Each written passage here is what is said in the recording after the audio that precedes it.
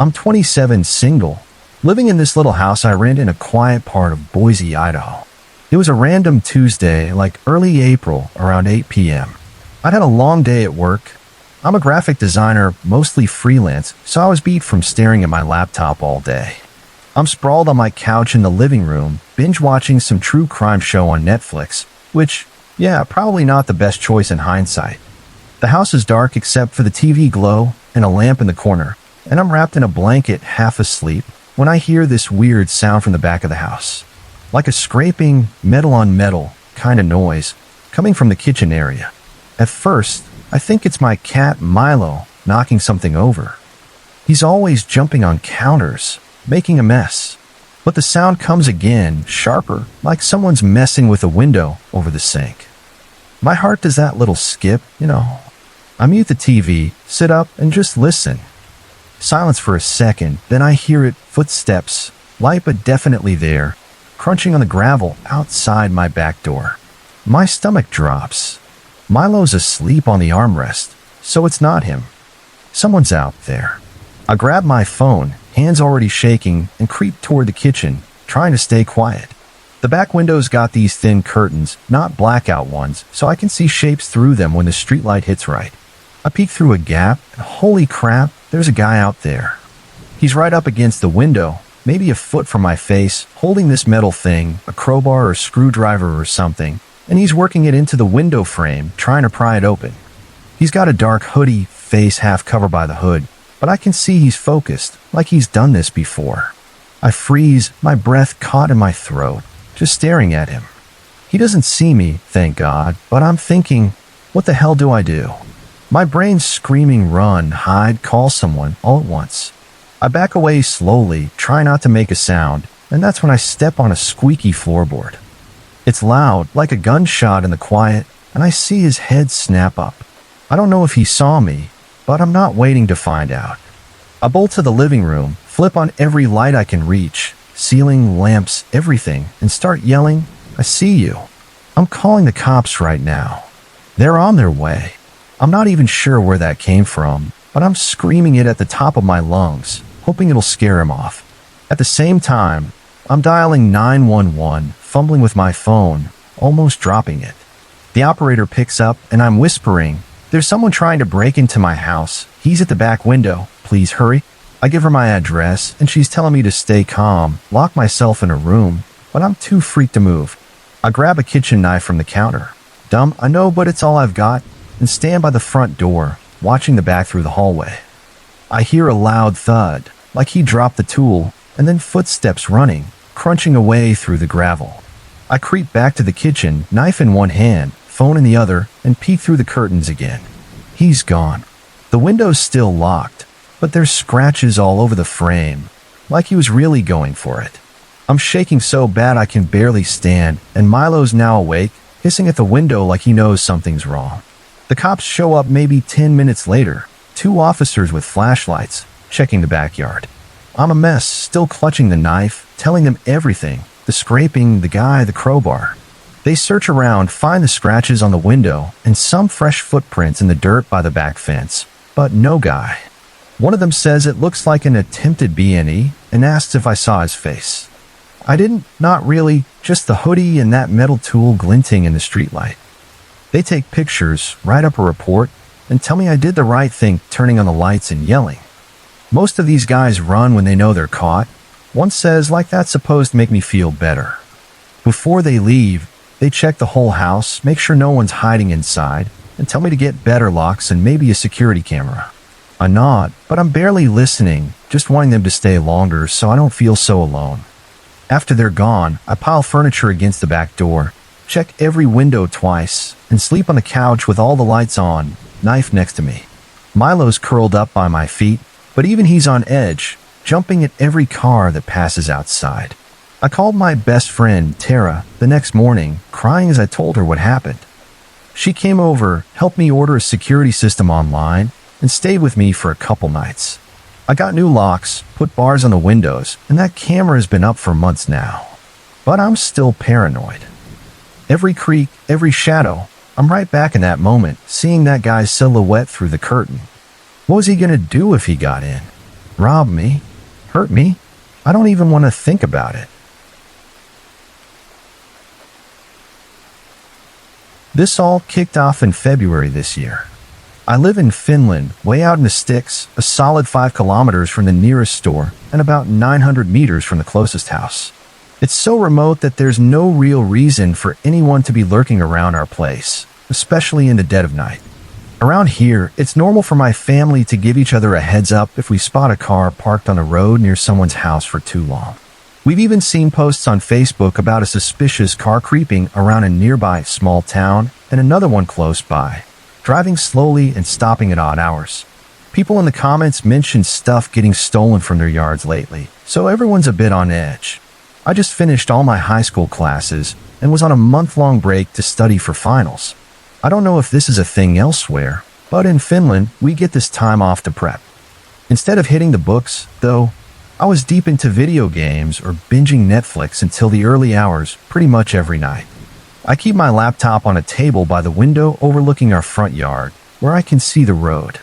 I always turn the lights off at night so I don't disturb my family, and honestly, it feels cozier knowing nobody outside can see in.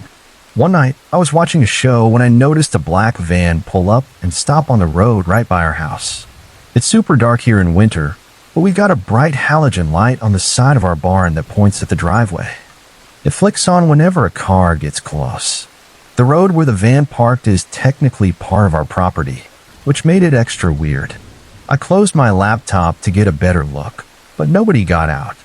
I figured the driver was probably just texting or on a call, so I flipped on the indoor lights.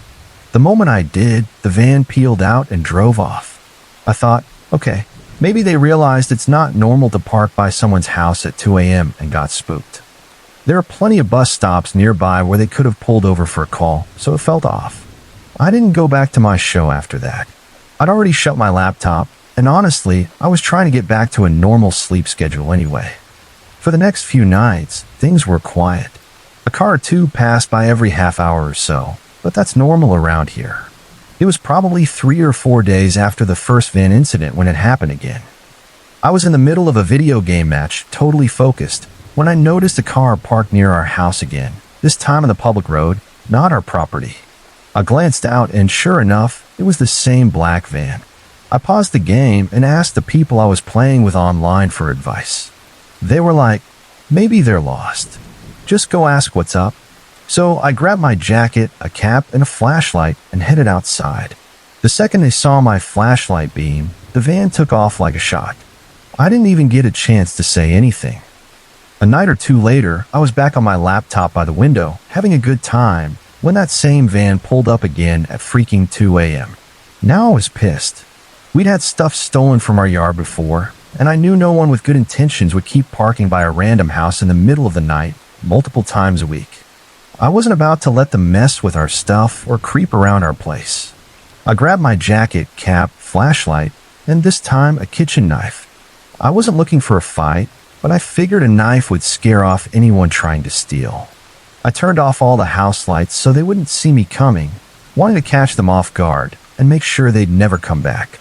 I walked out onto the road, keeping the knife hidden, and slowly approached the van's headlights. I stood right in front of the car, giving the driver a chance to explain themselves, maybe ask for directions if they were lost. I waited for about 15 seconds, but it was so dark I couldn't even see the driver. They didn't say a word, didn't roll down the window, nothing. I started thinking maybe they were with someone snooping around our yard for stuff to steal. So I pulled out the knife and held it up in front of the headlights, making sure the driver saw it. I wanted them to get the message loud and clear, leave. And boy, did they. I've never seen a big van peel out that fast. I tried to shine my flashlight on the license plate, but I couldn't catch it in time. That night, I was paranoid, half expecting someone dangerous to still be lurking. I checked the yard to make sure nothing was out of place. Since the barn was closer to where the van had parked than our house, I decided to search it. The barn door was open, which freaked me out. My dad runs a sawmill, so the place is stuffed with wood piles and farming gear.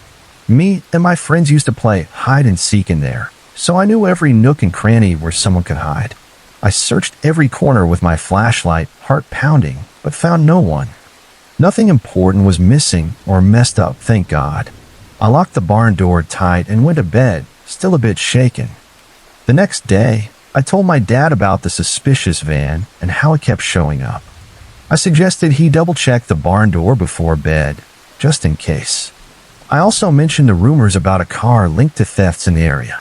I haven't seen that black van since, and I like to think I scared off whoever was behind it, maybe even the same person stealing stuff around town. I debated calling the police, but since I didn't get the license plate or any solid details beyond it's a black van, I wasn't sure it was worth it. I'm moving out soon to study far away, and I just hope my family doesn't have to deal with any more creeps or thieves. I really hope that whoever was in that van leaves us alone for good. It was the middle of the afternoon on a bright, sunny day in an upper-middle-class neighborhood in Australia, the kind of place where crime is basically unheard of, peak suburbia. The area was full of retirees and wholesome couples with young kids, so I stood out like a sore thumb as the neighborhood's resident degenerate, a disheveled, skateboarding, weed-smoking teenager. Anyway, it was about 3 p.m., and I was home alone in my room, chilling and smoking some weed, when I started hearing random rattling noises coming from downstairs. My stomach dropped instantly. My parents were out of state, so I knew it couldn't be them coming home. I crept toward my bedroom door, heart racing, trying to figure out what the heck was going on. I thought maybe it was my uncle or cousins dropping by, but then I clearly heard voices downstairs like someone saying, "Save some for me, all right?" Now I knew something was seriously wrong. It sounded like they thought the house was empty, so I still had the element of surprise. I tiptoed back into my room, quietly closed the door, and grabbed my phone to call the police. I'd barely been on the line for 30 seconds, whispering to the dispatcher, when I heard footsteps coming up the stairs. My heart was pounding like crazy. What happened next felt like it played out in slow motion, but it was over in seconds. I heard them rummaging through the rooms upstairs, tearing stuff apart, and then two masked guys burst through my door. They were skinny, probably only a couple of years older than me, and one of them was waving a screwdriver, yelling at me to stay on the bed and not move. They snatched my phone out of my hand, cutting off the call with the cops, and started shouting, "Where's the money? Where's the drugs? Where's anything valuable?" These guys were clearly tweaked out, probably on meth, what we call ice here. They looked wired, moving all jittery, eyes wild. Being high on weed myself made the whole thing feel surreal, like I was in a bad dream. My anxiety was through the roof, like alarms and sirens were blaring in my head. They kept screaming, demanding to know where the cash and drugs were, while they tore through my room, grabbing my laptop and anything that looked remotely valuable. I was frozen, just stammering that I didn't know anything and begging them to leave me alone. They were so strung out, I'm not even sure they heard me. They ransacked my drawers, flipped everything upside down, and once they seemed satisfied they'd taken everything worth stealing, they bolted downstairs and out of the house. I heard an engine rev outside, and when I peeked out my window, I saw a white Mercedes speeding off up the street. Turns out, that car was stolen from a house down the road just minutes before they hit our place. I was still in shock, stumbling around a house in a stone haze, trying to process what the hell just happened. The place was trashed, drawers dumped out, stuff everywhere. I snapped out of it enough to grab the landline and call my parents. They were freaking out, making sure I was okay, and told me to call the police again right away. So I did. The cops showed up pretty quick, asking me questions and taking statements. Luckily, they didn't hassle me about the weed smell in my room. Last thing I needed was getting busted for possession after all that. The officer was actually pretty cool about it. Here's the kicker. The idiot with the screwdriver dropped it on my floor while grabbing my stuff. The cops found it and managed to pull fingerprints off it, which ended up helping them track down both guys. They got arrested, exactly where they belonged. But there's more to this story that shows just how messed up these junkies were. First, at the house they hit before ours, they ran into the family's dog and stabbed it in the eye, blinding it. There's even CCTV footage of it. Second, among the stuff they stole from my place were my dad's old high school athletics medals. They looked like gold, so they probably thought they could sell them, but they were worthless except for the sentimental value to my dad. That one stung. And finally, after leaving my house, They were driving up the street and snatched a bag from an old lady on the sidewalk before peeling out for good. I've got a news article that backs up this whole story if anyone wants to see it. Those meth-crazed burglars can rot in jail for all I care. What a bunch of low-life scumbags. When I was a kid, my mom had undiagnosed bipolar disorder and was probably a bit narcissistic too. She was always super self-centered, going through these wild swings of mania, depression, or just straight-up apathy where she'd neglect me big time. There was this one week where she just laid in bed, accusing me of hating her and guilt-tripping me for no reason at all. We lived in a super remote place where the shops barely had anything in stock. Once a week, though, this guy we all called the Fruit Man would roll into town with his truck full of fruits and veggies. He'd park at 3 spots around town for an hour each, letting people come by and buy stuff. His last stop was always at the end of our street, around 4 p.m. My mom was obsessed with tomatoes, but too lazy to go get them herself, so she'd send me to the fruit truck every week. I did this for about 3 years, from when I was 6 to 9 years old. When I was around 8, this weird guy who lived down the street started talking to me whenever I went to the truck. As a kid, I felt like I had to be polite and chat with him because of that whole respect your elders thing, but honestly, he annoyed the heck out of me. He acted like we were buddies, and I'd just nod along, pretending to care about whatever he was rambling about. Around the same time, a bunch of dogs were going missing on our street. People's fenced-in dogs would go nuts whenever this guy walked by, and folks assumed the pound was picking up strays, since this was way before microchipping or mandatory spaying and neutering. I tried avoiding him by walking on the other side of the street, but he'd literally run out, follow me, and make me talk to him. It got worse. He started waiting for me by his gate on the days I went to the fruit truck. I told my mom about it, but she didn't care. Her response was basically, "Where are the tomatoes?" So, for weeks, I had to deal with this guy hassling me every time I went to buy her stupid tomatoes. One day, he asked me what I was doing, acting all clueless like he didn't know I was headed to the truck. I told him I was buying tomatoes, and he got this weird, excited look in his eyes. He said he had some free tomatoes at his place if I wanted them. Being a kid, I thought, free tomatoes? Sure, why not? I figured he'd just hand them to me at his gate. So I followed him into his yard, but then he started waving me toward his house, saying the tomatoes were inside. That was a hard no for me. Even at 8, I could tell something was off about his creepy smile and the way he was practically bouncing toward his front door. When he saw I wasn't following, he grabbed my hand and started pulling me toward the house. Everything slowed down, like I was in a movie. My senses went into overdrive. I could see him grinning at me, tugging me along, and I caught this awful smell, like rotting meat. Then I noticed a potato sack on the ground with something dead or dying inside, probably one of those missing dogs. That snapped me out of it. As he started opening his front door, I yanked my hand free and bolted. I ran as fast as I could toward the fruit truck, not even thinking about which direction I was going. Behind me, I heard him yelling all kinds of nasty stuff, calling me every name under the sun. When I got to the truck, I was shaking but not crying. The fruit man, who had a thick accent, maybe German or Russian or something, noticed something was wrong and said, "Talk to that man." I bought the tomatoes and took the long way home, cutting through a neighbor's yard and some dirt tracks to avoid that creep's house. It took me over an hour to get back, but when I told my mom what happened, she didn't even blink. She just said, "You should have gotten the free tomatoes," like I was the idiot for not going inside his house.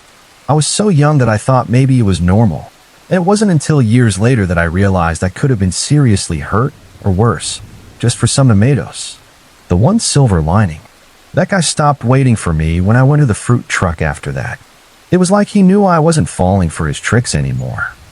Looking back, that was probably the only good thing that came out of my childhood in that place. About a year ago, I was in a rough spot. I was a senior in high school, dealing with a lot of stuff that left me feeling pretty isolated. Things at home weren't great, I didn't have many friends, and I was battling anxiety and depression.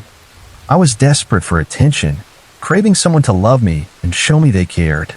I thought if I could just be the center of someone's world 24/7, I'd be the happiest person alive. I know now that's not what I want, but back then at 17, I was starved for connection and not thinking straight. Around 11 months ago, my best friend and I were wandering around our small town, more like a little village, heading to the bakery. When we got there, I noticed this guy outside on a motorbike, still wearing his helmet, messing with his gloves. I'm a huge fan of bikes, and his was a sweet-looking cruiser, so I couldn't help but glance at it. It wasn't a long stare, just a quick look, and then we went inside, ordered our food, and ate. About an hour later, we left, and the same guy was still there, crouched down next to his bike like he was checking the tire. We walked past, and that was that, or so I thought. We decided to keep walking, hitting up the local walking track and strolling around town. My friend was in the middle of a story about her latest shopping trip, and I was listening, but I kept noticing that same motorbike guy driving past us. The sun was glinting off his bike, and I thought he looked kinda cool, so I glanced at him again. This time, he turned his head and looked back at me. I couldn't see his face because of the full-face helmet, but I could tell he was staring. We kept walking, and he drove by again, this time in the opposite direction. I didn't think much of it at first, but then he passed us again, and again. My friend was too caught up in her story to notice, but it was starting to creep me out. At one point, we turned onto a smaller street, and he followed us there too. Every time he drove by, he'd turn his head and look at me, and the last time, I swear I saw his helmet tilt like he was checking me out from head to toe. We were totally weirded out by then, but we kept walking, and eventually, he stopped showing up. A couple of days later, I'd mostly forgotten about the whole thing. I was walking home from school, which was a long trek since I lived pretty far out and none of my classmates were nearby, so I was always alone. As I walked, I started noticing this green car that kept passing me over and over, ever since I left school. What made it weirder was that the driver, a guy with these huge, intense eyes, kept staring at me. When I got home, I saw the car pull up and park across the street, but nobody got out. I thought maybe it was a neighbor and brushed it off. But the next morning, as I started my walk to school, that same green car was there again, lights on with the same guy staring at me. I ignored it and kept going, but it drove past me repeatedly. That's when I knew something was up. I called my parents and asked them to pick me up after school the next day. The day after that, I was in my room, which faces the street. My desk is right by the window, so I can see outside. I noticed the green car pull up and park right in front of my house, directly under my window. Nobody got out. I didn't think too much of it and kept working on my homework, but when I finished, the car was gone. I figured it was just a coincidence, but this kept happening for 2 weeks straight. Every day, around 4 p.m. when my mom left for work, that green car would show up and park in front of my house. No one ever got out. Sometimes the lights were on, but the way the car was parked, I couldn't see the driver clearly or get a look at the license plate. It was definitely the same car, though. It got to the point where I saw that car every time I left the house, going to school, visiting a friend, hitting the supermarket. It was everywhere, and I started feeling like I was losing it. Around this time, I started dating this guy, and we'd go on dates to the local fast food joint and then head to the library to do homework. The first time we went, I saw the green car guy walk in, looking furious. He made eye contact with my boyfriend and stormed out. I recognized him instantly by the baseball cap he always wore.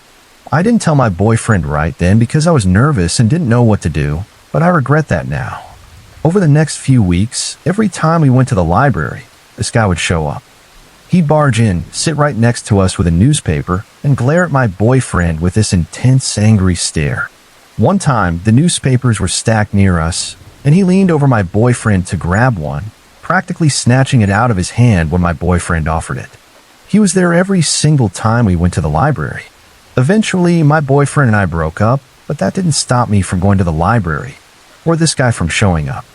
After the breakup, he got way friendlier, which was even creepier. He'd sit at the computers next to me, laughing loudly at whatever he was looking at online. He'd even stay late, only leaving when I did. This guy was middle-aged, and it was so unsettling.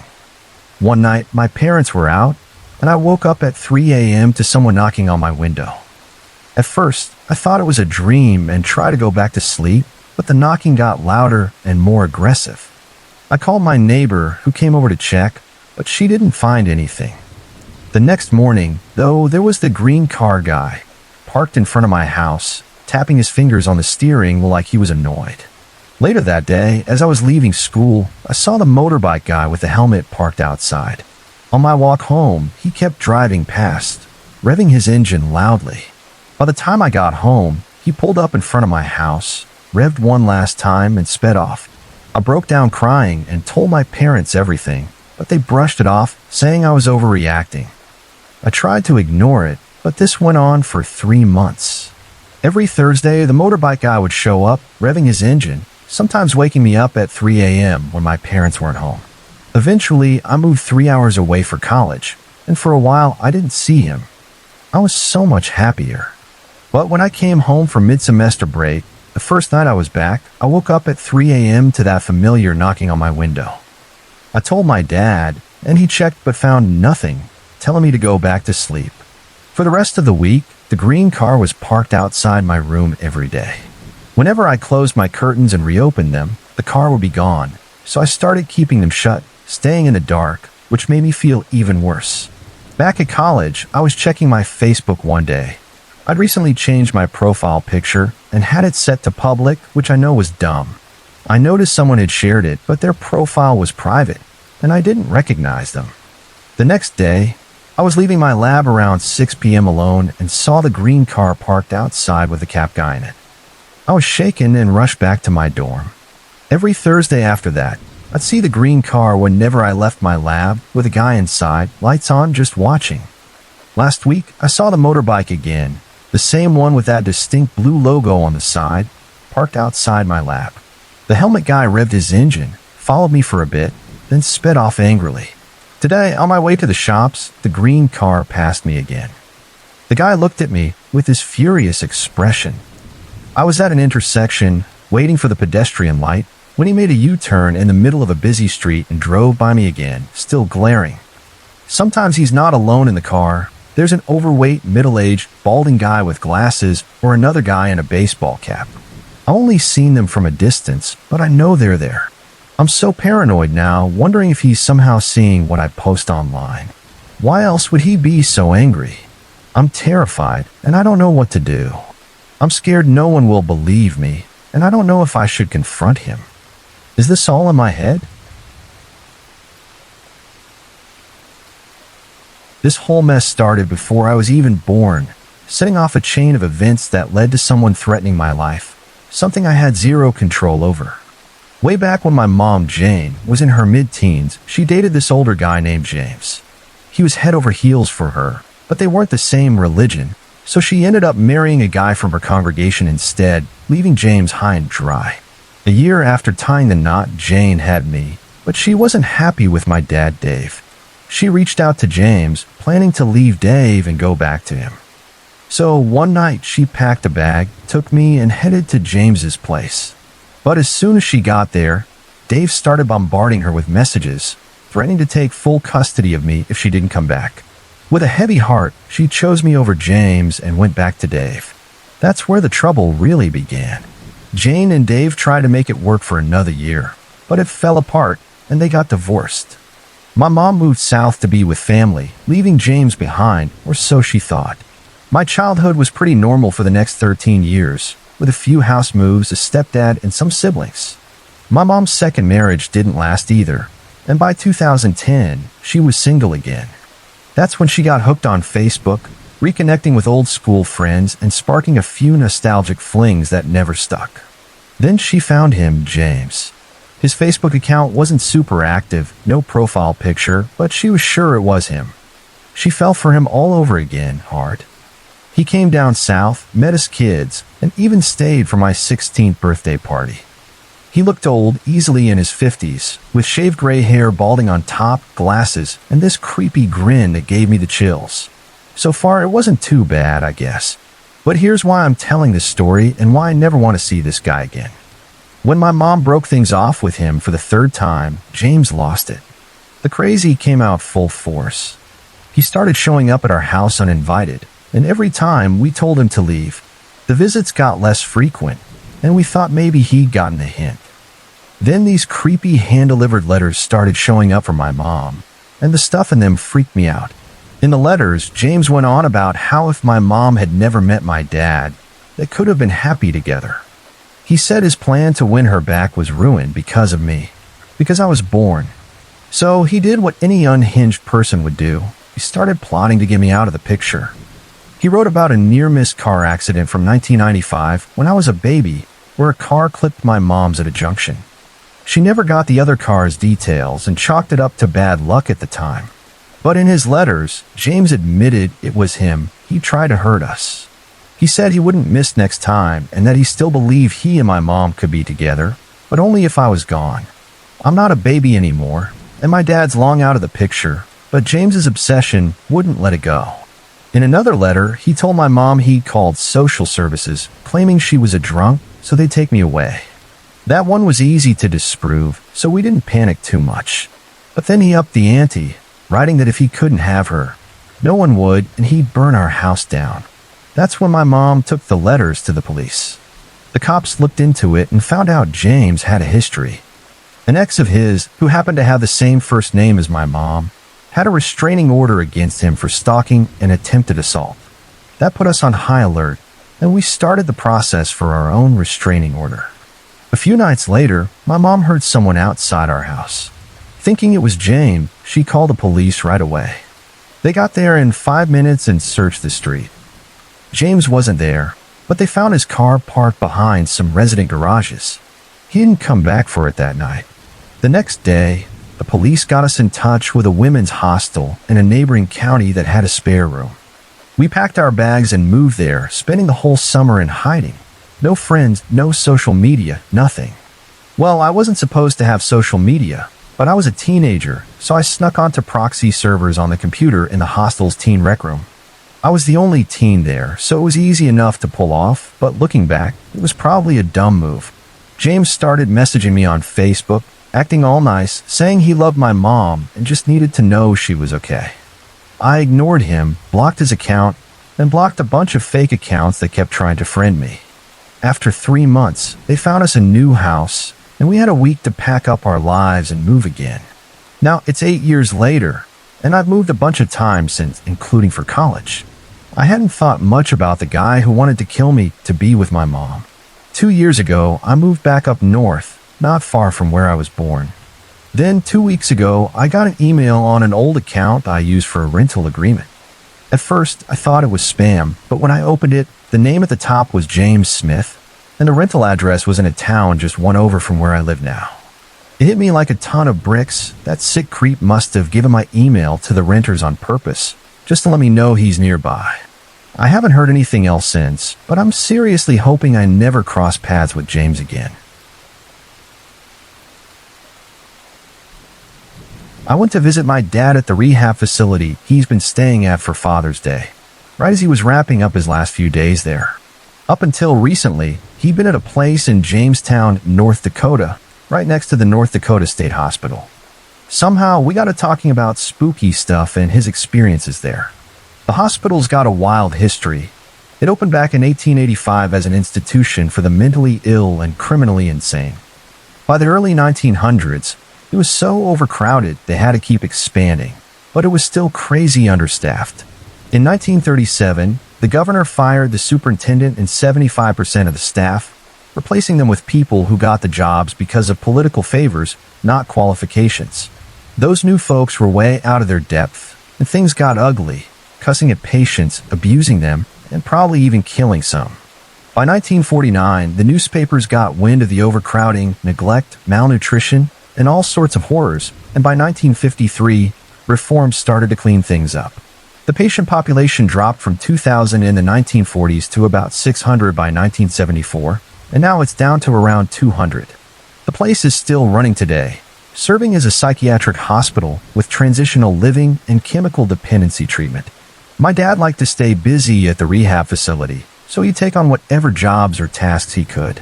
The rehab place was kind of partnered with a hospital, but the hospital side felt more like a prison, while my dad had way more freedom. One day, he went over to the hospital's prison-like wing to help a staff member with laundry. They were folding a ton of sheets and towels, then stepped downstairs for something. When they came back, the sheets were thrown all over the floor, completely messed up. The thing is, every door was locked tight, so there's no way someone could have gotten in to do that. The lady he was working with told my dad it was probably Charlie, a ghost who haunts that part of the prison. Apparently, Charlie's always pulling pranks like that. She said they've got names for different ghosts all over the hospital, because there are so many. There are even a few rooms they've had to block off entirely. Anytime they put a resident or inmate in one, they'd refuse to go back because creepy stuff kept happening, and they'd have to be moved elsewhere. Even the old warden's office was so haunted that the warden threatened to quit if they didn't find him a new space. Dad said stuff would fly off the shelves and move around in there all the time. Since my dad could leave the facility and work outside jobs, he and a couple guys took a gig doing lawn maintenance on the hospital grounds, including the cemetery.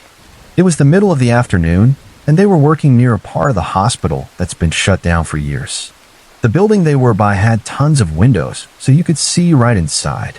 While they were weed whacking, my dad and another guy spotted someone walking around in there. They told their boss, thinking someone else was working in the building, but the boss said nobody's been in there for years, and it's locked up tight. They laughed it off, joking about seeing a ghost, but then they learned paranormal stuff is super common there.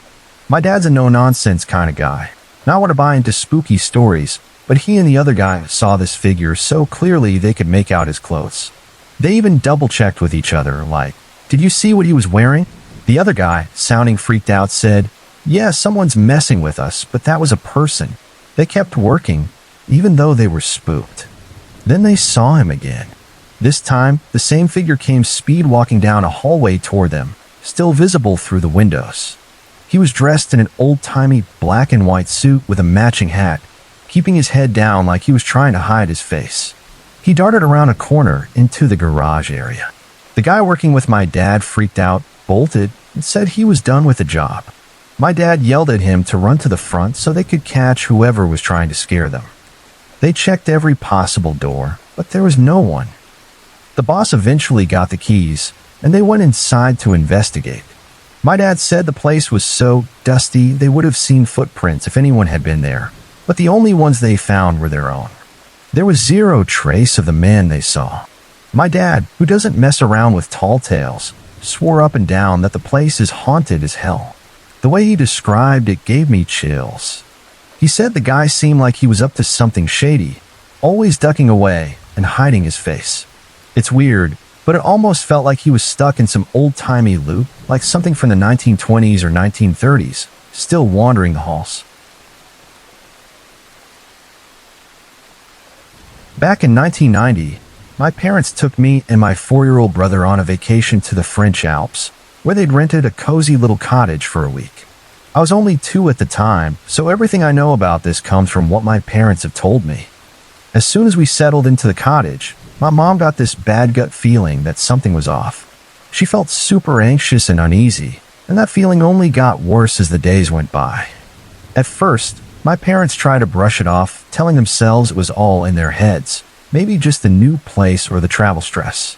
But then weird stuff started happening. On the second day, my dad bit into an apple, and bright red liquid oozed out from the core, dripping everywhere. It wasn't juice, it was this vivid, blood-like stuff. He spit it out and cut the apple open, but they couldn't find any logical reason for it. It creeped them out big time. Then there were these random red stains showing up around the cottage, on walls, floors, you name it, and then disappearing just as fast. They'd hear knocking and creaking noises at all hours, day and night. Sure, it was an old cottage, so some creaks were normal, but this felt different, like it was coming from nowhere and everywhere. It gave everyone the heebie-jeebies. My mom, who's always been super intuitive, started feeling physically sick just being inside the cottage. Her gut was screaming at her to get us out of there, like something didn't want us there. By the 4th night, things hit a breaking point. Both my parents woke up at the exact same moment in the middle of the night, hit with this intense, indescribable fear, like pure dread washing over them for no reason. At the same time, my brother and I were crying and screaming our heads off in the next room. That was it for my mom. She begged my dad to pack up and leave right then and there. They didn't waste any time. They threw our stuff together, grabbed us kids, and started heading out. As they were rushing down the hallway to the front door, my mom swears she saw those red stains appearing again, spreading across the walls and floor like they were chasing us. By the time we reached the door, everyone was practically running. My dad turned back to lock up, and when he looked, the stains were gone, like they'd never been there. They were so shaken up that they couldn't just let it go. They called the guy who rented them the cottage and told him we'd left early. They were rattled enough to ask if anything weird had ever happened there before. At first, the guy was cagey, but after they pressed him, he admitted we weren't the first to report strange stuff. He finally spilled the beans. Back in the early 80s, there had been a murder-suicide in that cottage. A man had killed his wife and kids, then hanged himself in the attic. My parents were horrified, and it explained why the place felt so wrong. For context, our own house back home is really old and was used as a makeshift hospital during World War I, so my parents aren't strangers to creepy stuff. My mom's always super calm when she talks about the ghosts she's seen at home, like hearing footsteps in the yard at night when all the doors are locked. She'd just shrug and say it must be one of the ghosts she's come across before. But when it comes to that cottage in the Alps, even now her voice shakes when she talks about it. You can see the fear in her eyes, like it's still fresh. It's the one story that really gets to her. I'm a 17-year-old girl from Colorado, white with no Native American blood in me, but I don't think that matters much for this story. My dad's side of the family has farms in Minnesota, built on land that was heavily populated by Native Americans over a century ago. We know this because we found tons of artifacts, boxes on boxes of arrowheads, spearheads, ceremonial jewelry, pottery shards, tapping stones, and more. Every spring, when the tractors plow the fields, they turn up even more stuff. We've had some paranormal happenings on the land, but I'm only there every so often, so I've only experienced a few weird things I couldn't explain. I'm a Christian and believe in the paranormal, but I'm curious and like to find logical explanations for stuff. It takes a lot to scare me. I've been through enough crap to lose most of my fear, but this year really put that to the test. I had to fly back to Minnesota, which I consider my real home, the Wednesday after Memorial Day because my grandpa passed away that morning. His death hit us hard. He was stubborn and tough as nails, always pulling through despite his disabilities and illnesses, determined to get back to the farm. But I guess he just couldn't fight anymore and passed away peacefully at home, surrounded by his wife and kids. He wanted all his grandkids, including me, at his funeral, so I flew in as soon as I could, putting my life in Colorado on hold.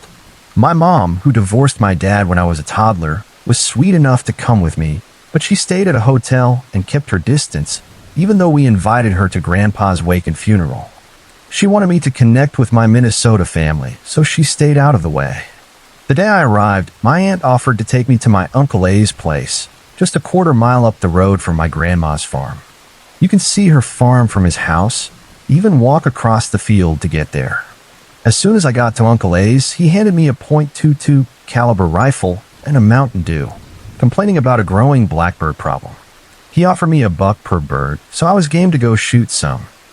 It was getting dark, and the sights on the rifle were off, so I didn't hit anything except some leaves in the sky. If the sights had been good, I could have made at least $5 that night. Uncle A found another .22 with better sights, but by then it was too dark to tell blackbirds from robins, and it's illegal to shoot robins in Minnesota, so we called it quits. Instead, Uncle has set up a pyramid of old soda and beer cans, plus a few gallon cups balanced on a jug of laundry detergent for us to shoot at. My little cousins came out with their bows and BB guns, and we all took turns. Uncle A and I showed the boys how to shoot their weapons while we fired our .22s. It was a blast, and for a moment, I almost forgot why I was in Minnesota in the first place. The cousins eventually went down to the basement walkout where my aunt, Uncle A's wife, was hanging out. Uncle A and I kept shooting, having a good time, when he suddenly told me to stop. He was pointing at something, muttering under his breath, "What the hell is that?" I got alarmed and asked, "What's what?" I squinted to see what he was tracking. From where we stood, we could see across the fields, rolling hills stretching out. To the left was my grandma's farm, and to the right, more farms. Straight ahead, there was a large hill with a field on it, and just in front of that, a small grove of trees lining our property. The thing Uncle A was pointing at was running parallel to the horizon, heading toward that hillside, no more than a quarter-mile away. It was moving fast, faster than a racehorse, hauling absolute ass. It was solid black, big and slender, with a small head, super long, thin legs, and no visible tail. At first, we thought it might be a deer, but it was way too skinny and black for that. I suggested maybe a Great Dane or a horse, but nobody around here has a black Great Dane or a black horse, and the way it ran didn't look like either. It was about the size of a horse but moved like a deer, with his springy gait. It had a hunched back, twig-like legs, and a tiny head. It almost looked like a greyhound, but way bigger and kinda distorted, twisted in a weird way. I can't explain it perfectly, but it was off. Its front half seemed bigger than the back, like its rib cage was massive, while its front legs looked almost like long human arms. The back legs were meatier, like a deer's, and its hip bone stuck out like a malnourished cow. It was galloping, picking up speed like it was hunting something, but we couldn't see what. I didn't get nervous until it turned and charged toward the thin line of trees separating our property from the neighbors. The grove was only 2 trees deep, young oaks no older than 20 years. We should have been able to see it stop, especially since it was just 300 feet away, but we didn't see or hear a thing. No rustling, no snapping branches, nothing. Uncle A's wife called out, asking what the heck we were looking at, saying we were scaring the cousins. We described it exactly the same, confirming we saw the same thing, because she thought we were pulling her leg. We stood there, rifles loaded, staring at those trees for a good 10 minutes, glancing at each other now and then. Nothing came out, and we didn't hear a peep. It was a still, quiet night. No wind, so we could hear everything, even cows mooing a mile away. Needless to say, we were both pretty freaked out. That night, I spent some time on my phone, searching for anything that might explain what we saw. I found nothing except stories about skinwalkers, which, if I'm being honest, matched what we saw perfectly. I'd heard of skinwalkers before, but never really believed in them, and I thought they were only in the Southwest. Guess they can show up anywhere. What do you guys think? I'm open to explanations, similar stories, or any ideas. I don't usually share paranormal stuff, but what happened that Wednesday is going to stick with me forever. When I was younger, my mom would take us to visit my grandma in Durango, Mexico, in a small municipality called Canatlan.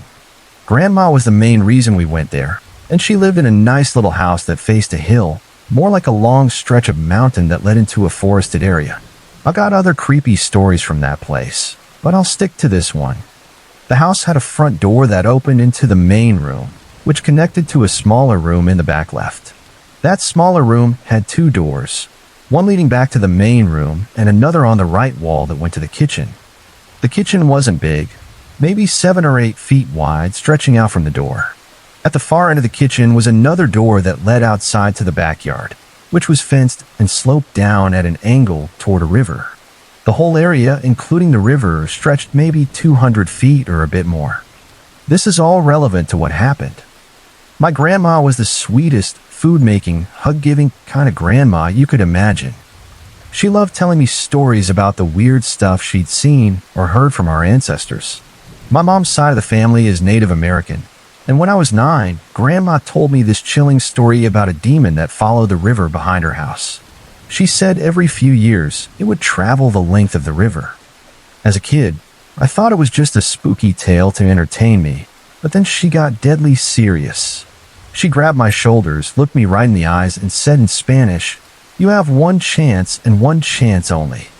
If you ever walk into a dark room and it's unnaturally black in one spot, and you see the silhouette of something black and red, just leave the room and close the door. Don't open it again until morning. If you disturb the demon or go back, it will kill you or drag you to the river without hesitation." Her voice was heavy with dread, like she wasn't messing around, and it stuck with me. 3 years later, when I was 12, I went back to visit Grandma during the summer. My mom wanted to spend time with her because we knew she was sick and probably only had a year or 2 left. I was there for a month, and around the second week, it happened. It was a normal day, beautiful even, with everything green and vibrant. But the night came. My grandma and mom were sleeping in the main room, while my brother, cousin, and I were crashed out on a couch in the smaller room. It was just big enough for the three of us to pile on together. I woke up in the middle of the night for no reason I can explain. It was way darker than I was used to, no streetlights, just the moon, so it took a bit to adjust. I wasn't freaked out at first, just felt out of my element. As my eyes got used to the dark, I noticed the door to the kitchen. It wasn't like the regular door to the main room. This one was old, made of plank wood with cracks and holes. I thought I heard a faint noise coming from the kitchen, like something moving. It wasn't totally weird. Stray cats or animals sometimes snuck in looking for food, so my curiosity got the better of me. I wanted to check it out, but didn't want to wake anyone, since sounds carried like crazy in the quiet. I got on all fours, as quiet as a mouse, and peered through a small hole in the door. At first, I didn't see anything. The kitchen looked empty. I started to turn away, but then I heard it, a soft, almost too calm breathing sound. I looked again, letting my eyes adjust longer this time. As I scanned the room, everything seemed normal until my gaze hit the left corner. My stomach dropped, like when a rabbit spots a coyote. There was something huddled in the corner, just like Grandma described, a black and red silhouette in an unnaturally dark patch. My brain screamed to yell for help, but my instincts told me to freeze. Then I heard a noise, like with snapping, and another. My heart was racing as I realized what it was. The thing was moving. In a split second, I pressed my back against the door, trying to stay silent as the cracking continued. When it stopped, a soft red glow started seeping through the cracks in the door. The breathing got louder, but stayed steady, like it was right there. I glanced at my brother and cousin, and to my shock, they were awake, staring at the floor with wide, frozen eyes, like they were paralyzed. I heard wooden utensils hanging in the kitchen clatter, moving with a glow. Then the door to the backyard creaked open slowly. The glow vanished, and I heard something move through the grass, heading down to the river. A few minutes later, dogs in the distance started barking like they were being attacked. I stayed there, back against the door, too scared to move, and eventually passed out right on the floor. The next morning, my grandma woke us up to make breakfast. She saw my pale face and asked what happened. When I told her, she nodded and said I did the right thing by not disturbing it. "Never forget the mercy it may or may not have shown you," she said, her voice calm but firm. "I know some people might not believe this, but I swear it happened." I've got more stories like this from that area, things my grandma warned me about that I ended up seeing or hearing myself. Usually, I'd experience stuff without telling her first, but this time her warning came before it happened. My crazy uncle, who's got some mental health issues and lived on the property, was always going on about weird things he saw, and nobody really believed him. But after this, I started wondering if he was actually onto something. Everyone I've talked to who's lived in that area for a long time says they've seen strange stuff too. It makes me feel like what I saw that night was real, not just in my head. When I first moved out after high school, I was ready to dive headfirst into life away from my family home. I was working 2 jobs, studying, and ended up renting a room from this woman who seemed totally normal at first. A few weeks in, though, she dropped a bombshell. She told me she was a witch, part of a coven that ran around naked in the mountains every full moon. I didn't really care. Everyone's got their quirks, right? But things went south fast. She started stealing from me, causing all sorts of drama, and even killed my pet fish, which was just messed up. Then she started doing creepy stuff, like standing in my doorway at night, just staring at me while I slept. I'd wake up to her silhouette there, and it gave me the chills. I moved out as soon as I could. She tried to hit me up for an extra week's rent, saying it took her that long to find a new housemate. I told her no way and to leave me alone, but she didn't take it well. She stalked and harassed me for weeks, blowing up my phone and even showing up near my new place. I had to get the police involved to make her stop. After I settled into my new spot, things got weird again. I started waking up in the middle of the night to see something standing in the corner of my room. It'd be there one moment, then vanish when I blinked or turned on the light. At first, I figured it was just a dream or my eyes playing tricks, so I'd roll over and go back to sleep. Over the next few weeks, though, it kept happening, and the things started getting closer to my bed each time. I'd wake up, spot it, and it'd disappear the second I focused on it. Around the same time, I started noticing scratches all over my body, everywhere except my face. They weren't deep, but they were random, showing up in places like my back where I couldn't possibly reach. At first, I thought maybe I was bumping into stuff at work or scratching myself in my sleep, but they kept appearing more and more, even on my neck. People tried to tell me it was sleep paralysis, but I could move and talk just fine when I saw this thing. One night, I woke up because I couldn't breathe, like a pair of hands were squeezing my neck. I opened my eyes, and there it was, standing over me, smiling. As soon as I locked eyes with it, it vanished, and the choking feeling stopped. I was shaken, but didn't see it again for about a week. I usually sleep in the dark, but there was always a bit of light from the main part of the house coming through the gap under my door and the sides, enough to make out shapes in my room. The last time I saw this thing was the creepiest. I rolled over in bed and felt a puff of air on my face. I ignored it, but then it happened again, like someone was breathing right on me. I opened my eyes, and I was face to face with this abomination. It looked like a woman who'd been dead for days, left in water or something. Her hair was slimy, her face was bloated, and her eyes were puffed shut from swelling, but somehow she was staring at me. Her chin was propped up on the edge of my bed, the rest of her body angled underneath like she was crawling out from under it. I stared at this thing for a few seconds, frozen, my heart pounding. Then I shot up in bed, and it vanished. I was too terrified to get up, so I just sat there, waiting for morning. That was the last time I saw it, and the scratches stopped after that. But I can't stop wondering if it's connected to that which I pissed off. I mean, the timing's suspicious. Everything started after I left her place, and she was already acting unhinged. I don't know if she cursed me or what, but the whole thing still freaks me out.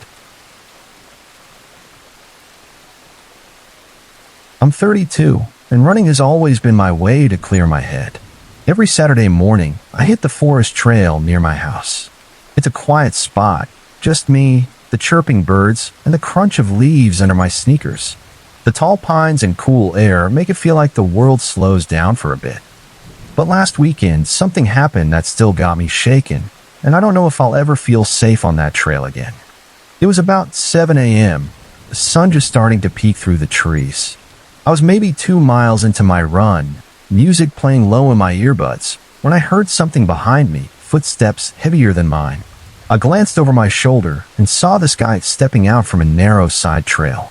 He was tall, lanky, wearing a dark hoodie with the hood up, which was odd for a warm morning. I didn't think much of it at first. People run these trails all the time, right?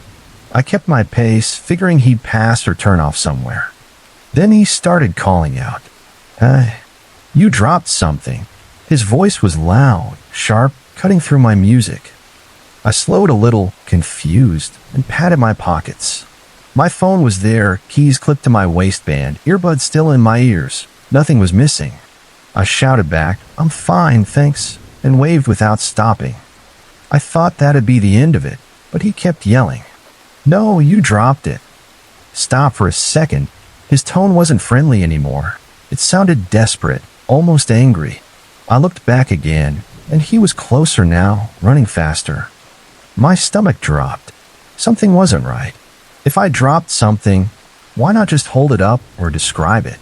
Why was he chasing me? My heart started racing, and not just from the run. I turned up my speed, my legs burning as I pushed harder than I ever have. The trail was empty, no one else in sight, just me and this guy in the middle of the woods. I kept thinking, just keep going, get to the clearing. He didn't let up. "Stop. You dropped it," he shouted again, his voice closer now, maybe 20 feet behind me. I didn't dare look back anymore. My chest was tight, my breath ragged, and all I could hear was my pulse pounding in my ears and his footsteps crunching faster. I've never been so scared in my life. I kept picturing worst-case scenarios. What did he want? Why was he so insistent? Was he even telling the truth? My mind was screaming at me to get away, to find people, to be anywhere but alone with him. The trail curves about a mile from the parking lot, where it opens up to a wider area where hikers usually hang out. I knew if I could just make it there, I'd be okay. It felt like forever, my legs shaking, my lungs burning, but I finally saw them. A group of maybe 8 hikers, chatting and adjusting their backpacks near trailhead. I sprinted toward them, yelling, "Help! Someone's following me." My voice cracked, but they heard me. They turned, looking startled, and one of them, an older guy with a gray beard, stepped forward like he was ready to help. I spun around, gasping, and saw the guy stop dead in his tracks. He was maybe 15 yards away, just standing there, staring at me. His face was half hidden under the hood, but I could feel his eyes on me. For a second, nobody moved. Then, without a word, he turned and walked back into the woods, disappearing down the same side trail he'd come from. Just like that, he was gone. No explanation, no nothing.